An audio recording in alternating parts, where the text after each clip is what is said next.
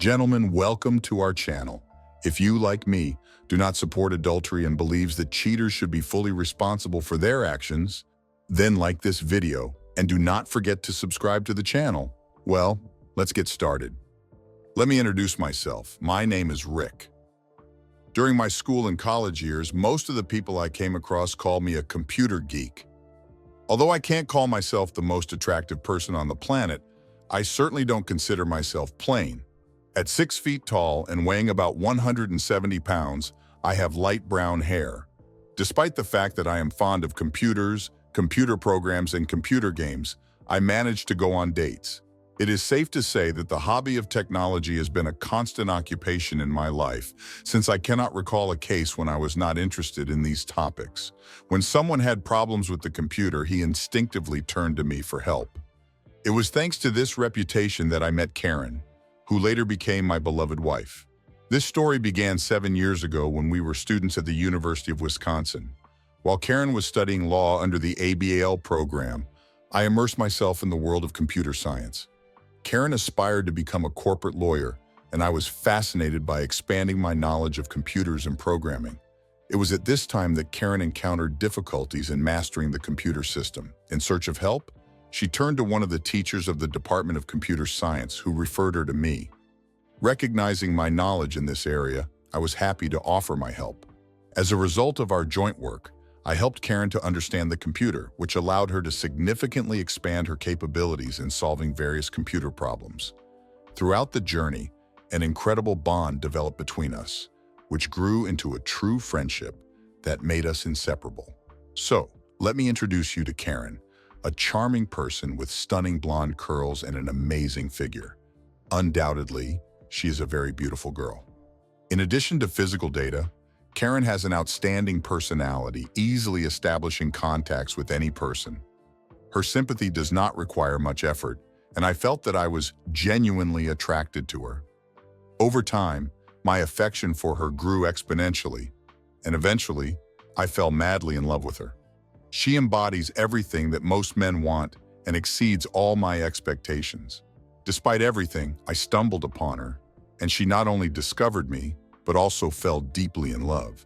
Despite the fact that this happens rarely, it's hard for me to imagine something more unusual. After studying for 2 years in college, Karen came to the conclusion that her desire to become a lawyer would remain unfulfilled, and she began to get a job as a lawyer's secretary.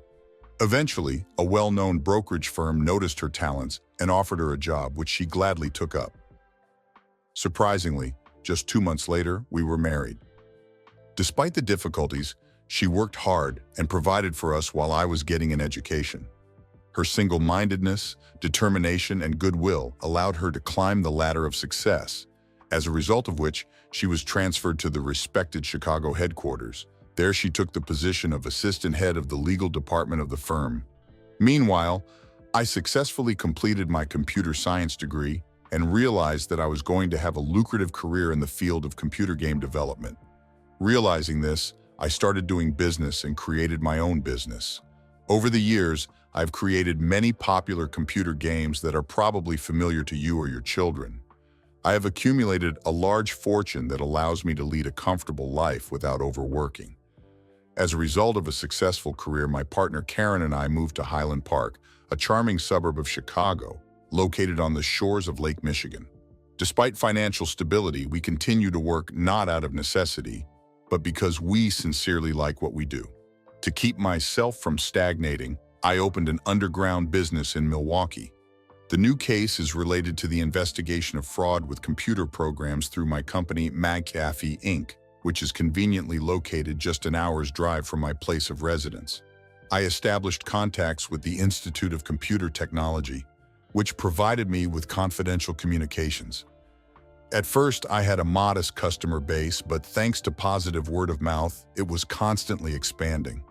Currently, McAfee Inc. has about 150 clients and usually conducts 5-6 projects at the same time. The companies using our services express deep satisfaction with our work, and the financial results are very profitable. Last year, our revenue exceeded $3 million, which testifies to our success. To ensure effective work, I hired a highly qualified office manager. Carrie and I have signed contracts with numerous computer experts, just like me, who do the bulk of our investigative work.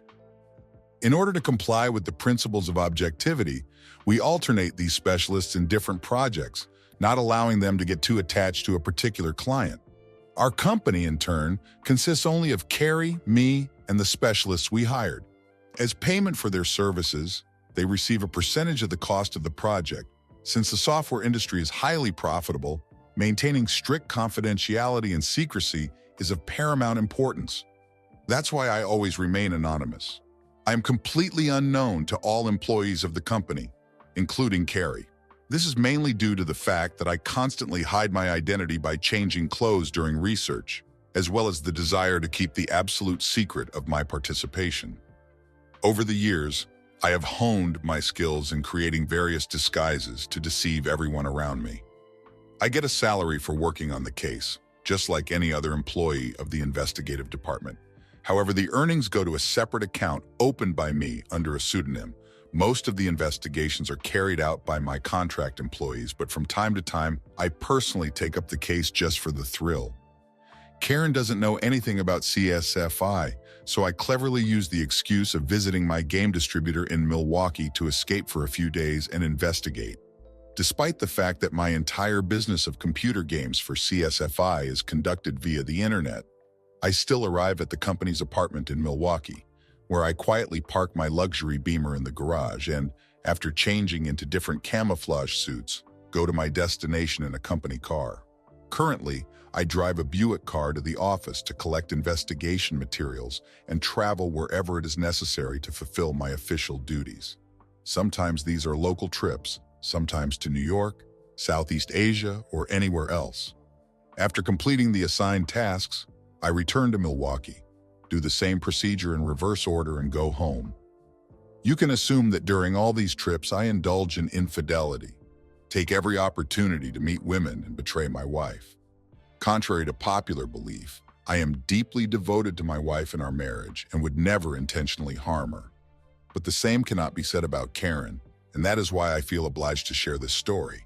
In my quest to get to the truth, I took up the investigation of the alleged sale of the source code of the software company Marco by one of its programmers to a rival company. Jeff Marks developed a unique program for monitoring securities transactions, and I saw an opportunity to better understand Karen's work by personally immersing myself in this investigation. The company is located in Oak Brook, a suburb of Chicago. I came up with the idea that it would be nice to visit local restaurants and clubs dressed in a familiar environment. It may even be possible to make playful acquaintances with new people. But I had no idea what surprises awaited me and what the nature of the investigation would be.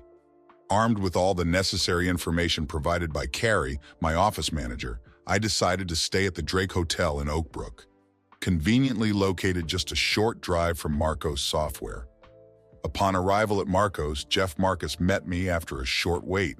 He stood tall and handsome. Jeff embodied the classic image of an attractive man. He was not only charming and sociable, but the very fact of his presence had a calming effect on me, causing sincere sympathy. He kindly invited me to his office, where he shared his suspicions and told me how I should conduct an investigation.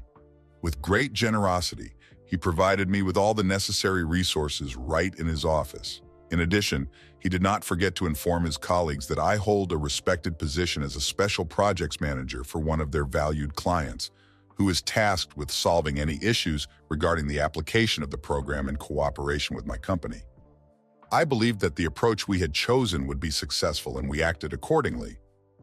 But on the second day of my presence in the company, I revealed the truth about Jeff's suspicions. It turned out that one of his employees, a programmer named Tom, was actually selling the source code, and I found out exactly what method he used. While I was documenting my findings, Jeff's cell phone suddenly rang. Since he was lying on the table next to me, and Jeff was not in the room, I couldn't help but look at him. To my surprise, the caller ID displayed Karen's name and my wife's phone number. My first impulse was to grab the phone and surprise her. When I was thinking about the situation, the thought came to me that her company must be using Jeff's software. The thought that she found out about my presence here caused me shock and amusement. All my efforts to conceal my identity and involvement in CSFI would have been in vain. I couldn't help being ironic. But my laughter was quickly replaced by a heartbreaking feeling when Jeff returned to his office and answered my wife's call.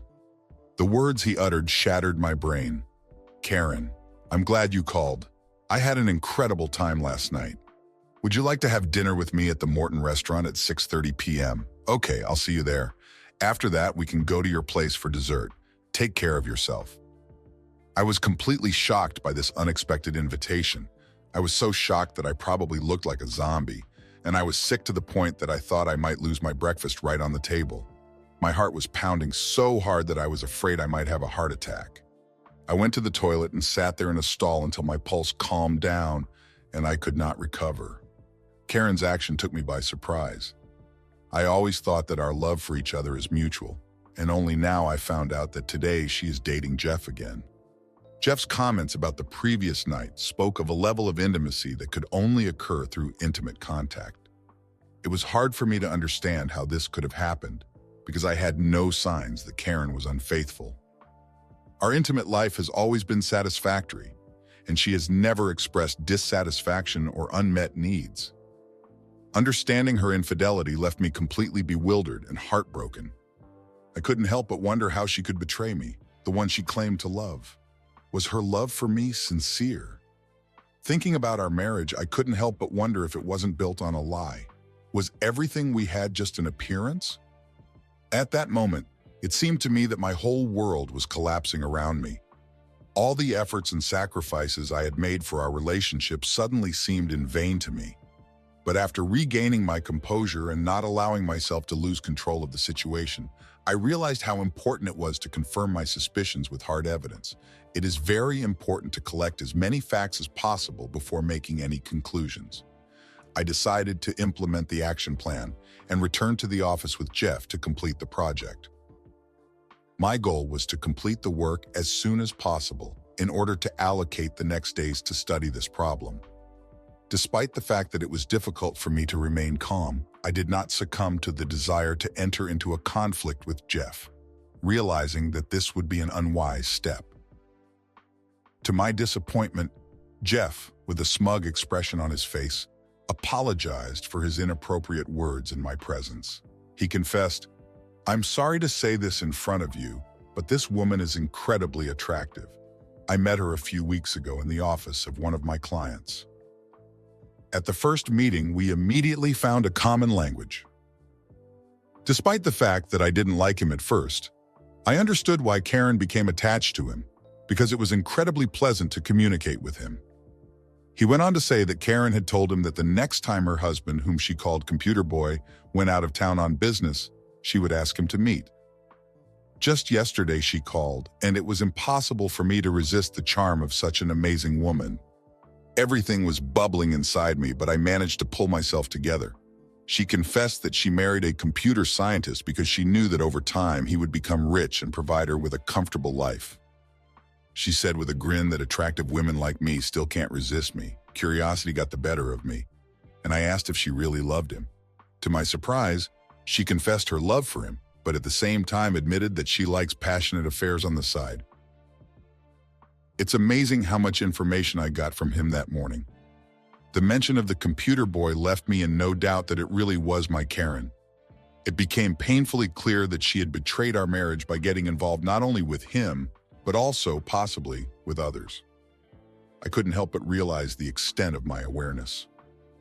After assessing the situation, I realized that I needed more concrete evidence before taking any further action. In order to collect this evidence, I decided to leave for the whole day and return the next morning. When I got to the car, I dialed Karen's number on my mobile phone. During our conversation, she showed excessive affection and care, expressing how much she misses me, but deep down I felt disgusted by her behavior. I asked her about her plans for the day, and she replied that she had a busy work schedule and that she could go to dinner with friends. Informing her that it might be another day or two before I returned home, I assured her that I would contact her later in the evening. She specifically asked not to call her, as she did not know when she would return after a walk with her friends. I didn't know that she really wanted to avoid interference during intimacy with Jeff. Feeling unwell, I made a decision. To gather evidence of her infidelity, I developed a plan. On the way home, I stopped by an electronics store where I purchased 5 modern wireless mini surveillance cameras and a modem. I planned to observe the various rooms of our house: the kitchen, the living room, the family room, the master bedroom, and even the guest bedroom. Not knowing exactly where she would hold her secret trysts, I wanted to ensure that all possible places were monitored. When I got home, I quietly turned off the surveillance camera using the remote control. In order not to draw attention to an unfamiliar car parked by the road, I deftly maneuvered in the garage. Inside the house, I thoughtfully rewound the tape to erase all traces of my stay. In the basement workshop, I carefully mounted a network of surveillance cameras, connecting them to a modem and a voice recorder. This simple scheme allowed me to get convenient access to videos on the internet, which made it possible to secretly observe every corner of the house. Satisfied with the work done, I left the house, got into the car, and deftly backed out of the roadway. After driving around the block, I took the opportunity to turn on the surveillance cameras again with the remote control, driving by. If she doesn't look at the surveillance footage and doesn't find a time gap, she will remain unaware of any activity in the house. Besides, Karen hadn't bothered to look at the records at all. That was my concern. As soon as I finished with these things, hunger began to creep up on me, and I decided to visit the nearest pizzeria located not far from the hotel. I decided to drink just a couple of bottles of beer, as I wanted to keep a clear state of mind while watching the events unfolding at home. After dinner, I went to the hotel and started setting up the computer, wanting to find out the truth. Despite the rumors that reached me, I did not lose hope, desperately wishing that all this was a colossal misunderstanding. I prayed that she wouldn't betray me and wasn't just interested in our luxurious lifestyle. The weight of emotions became unbearable, and eventually, I burst into tears. As the clock approached 8 in the evening, I saw her car pulling into the garage, and for a moment, I was overcome with relief. Perhaps I thought, nothing terrible will happen. But my heart sank when the surveillance camera abruptly turned off, blocking my view of the passage. I switched to the kitchen camera and watched her enter the house. She was wearing one of my favorite outfits, a short black dress revealing a deep neckline and supported by thin spaghetti straps. Up to this point, I just loved how she looks in this outfit. But the fact that she put it on now, entering the kitchen, destroyed my affection. I knew she would never have chosen this outfit for dinner with her friends. She wore it to captivate another man, usually me, but not today. Tears welled up in my eyes again when I finally realized that this was not just a mistake. Karen wasn't the person I thought she was. I was struck by this discovery, and I didn't have to wait long for Jeff to enter the kitchen. It looks like she accidentally left the garage door open, and he took the opportunity and parked the car in the space assigned to me, hoping not to attract the attention of neighbors. As soon as he entered the kitchen, Karen immediately hugged him, and they shared a passionate kiss, while he gently caressed her back. Interrupting the kiss, she offered to go into the bedroom, and they both took a bottle of wine and 2 glasses, then left the kitchen. I quickly switched to the camera in the living room, having only caught a glimpse of how they passed by, heading to the bedroom. For some reason, thoughts and questions were swarming in my head. I had the stupid thought that maybe she would prefer to have sex with him in the guest room rather than in our bed. But reality proved the opposite. When I switched to the guest room camera, they were not visible. Instead, my gaze fell on our bedroom, where they were sitting on the bed, passionately exchanging kisses. Karen uncorked a bottle of wine and poured each a glass, raising a toast to a handsome man and pleasant experiences. The glasses clinked against each other, they took a few sips and lowered them into the glasses. At that moment, Jeff got to his feet and Karen eagerly unbuttoned his trousers, a mischievous smile playing on her lips. I couldn't believe my eyes, watching what was happening in front of my eyes. Let me explain. There was no tension, no desire for this to happen. If there was even the slightest hint that this was happening for the first time, I would have intervened, not just watched. But all signs pointed to the fact that this was not the first case, and attempts to stop it were useless. Strong evidence was needed to decide on further actions. Unfortunately, everything I was afraid of has happened. Oh, Jeff, that was the most incredible experience I've ever had. Last night was truly wonderful. It was just unbelievable. The way you manipulate me is strangely fascinating to me. Maybe I'll never let Computer Boy ignore me again, she giggled. Could we repeat this tomorrow night? Mr. Inadequate, unfortunately, will be back in a couple of days. At the same moment, my heart shattered. Until she said those words, I believed that she loved me but wanted more intimacy than the one I provide. Until she said that, I planned to talk to her, hoping that she would stop her actions out of love. But according to her, it became clear that she really doesn't love me and doesn't care about my feelings. At that moment, I realized that our marriage was doomed to break up. I could not continue to live with a person who did not feel love and respect for me, despite my unwavering affection for her. It became clear that she had no love or respect for me. The love I once felt for her suddenly faded.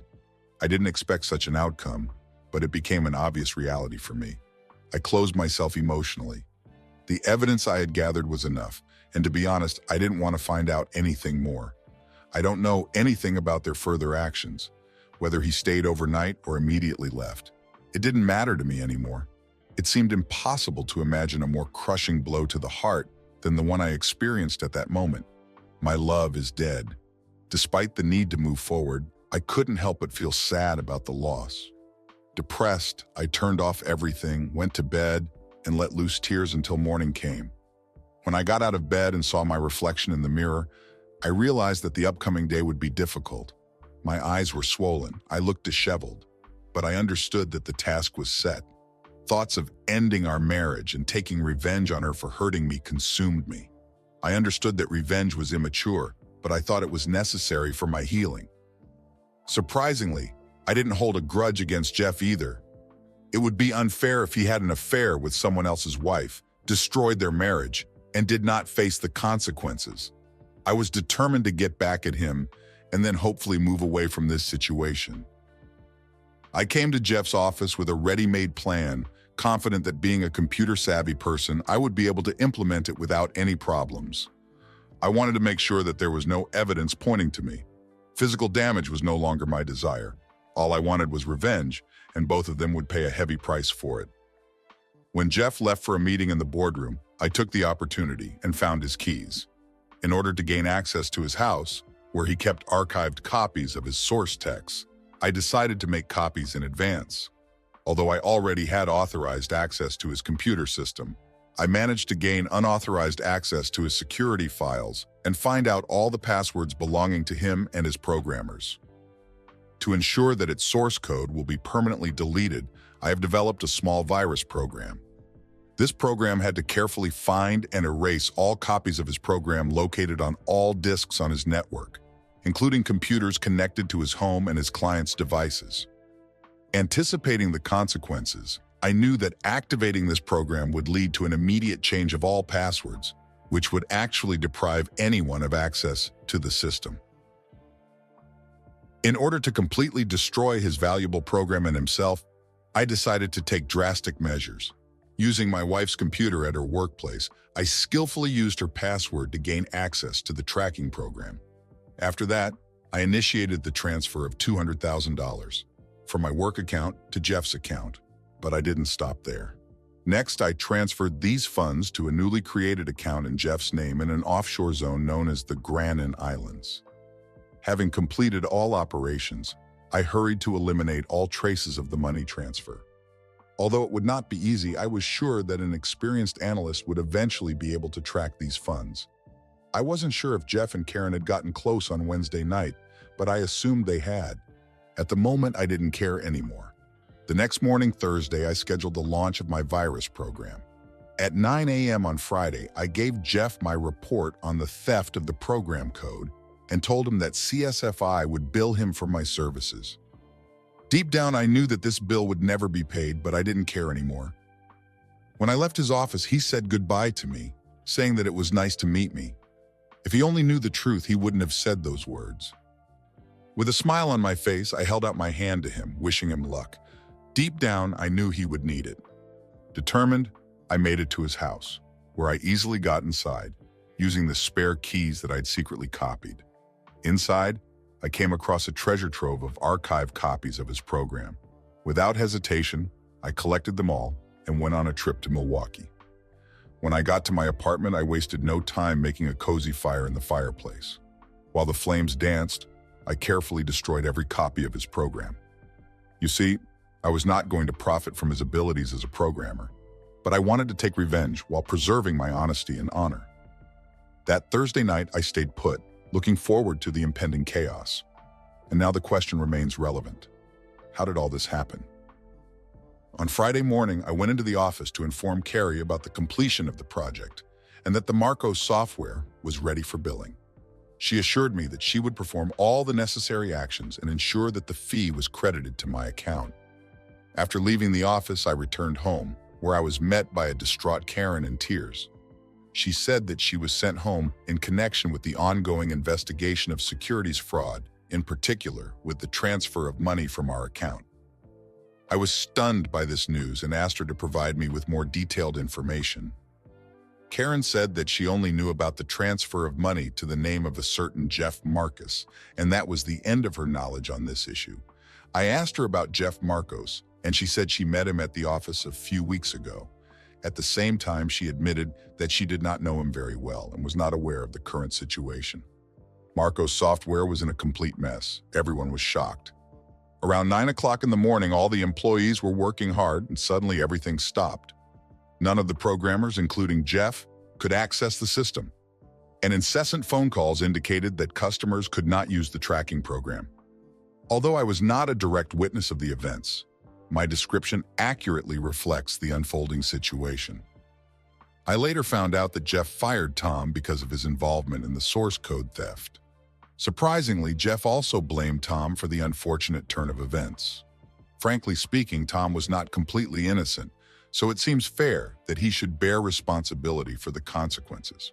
As a programmer, I firmly believe that anyone who interferes with the source code should be held accountable. During the investigation, it was established that $200,000 was transferred to Jeff's account, but he categorically denied his involvement and blamed Karen for this. In response, Karen categorically denied her involvement and blamed Jeff. Throughout the investigation, I managed to remain calm until Jeff inadvertently revealed that he and Karen had an intimate relationship.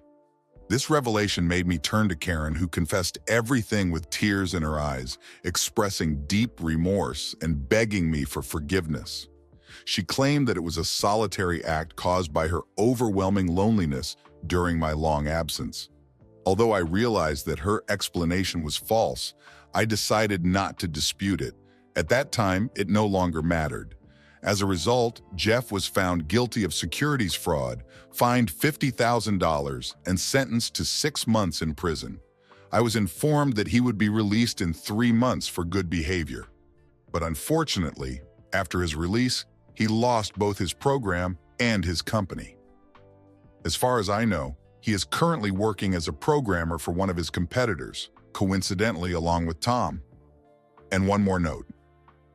Karen was fired from her job. I explained to her that I could not survive her infidelity and subsequently received divorce papers from her. Taking into account the infidelity clause in our marriage contract, which is worth mentioning since I am a computer enthusiast, her compensation was only 10% of our net worth. After being charged with securities fraud, she was fined $50,000 and received a 3-year probation period. Despite the fact that she managed to avoid a prison sentence, her financial situation was far from ideal since she had only $150,000 left. Taking into account the fact that her share was $200,000, it became obvious that buying a decent house in the Chicago area is unattainable. Therefore, she made the difficult decision to move to Milwaukee, where she eventually found a job as a waitress in one of the local bars. Despite the difficulties, I'm sure that she will succeed because her charismatic character remains unchanged. And yet her new life in Milwaukee does not compare to the comfortable lifestyle that we once led. Goodbye, computer boy. I hope she will never forget the depth of my love for her, even though it hurts her to think about me. At the end of this story, I decided to sell the house in Highland Park and move into an apartment in Milwaukee. With a significant $2 million from our general funds and another $1 million in CSFI, I realized that it was finally time to embrace my wealth and indulge myself. The sale of the company brought in another $4 million, which strengthened my resolve to let Carrie know the true extent of my power. To my surprise, she admitted that she always recognized me, no matter how I disguised myself. I absolutely adore this woman and often and passionately express my love for her. She reciprocates me. We've both moved on from full-time jobs and are now enjoying the fruits of our hard work. After I filed for divorce, we got married right away. This December, we're looking forward to the arrival of our first child. When I feel the need for productive work, I direct my energy to writing programs. Gentlemen, thank you for your time. Put likes and subscribe to the channel. See you soon.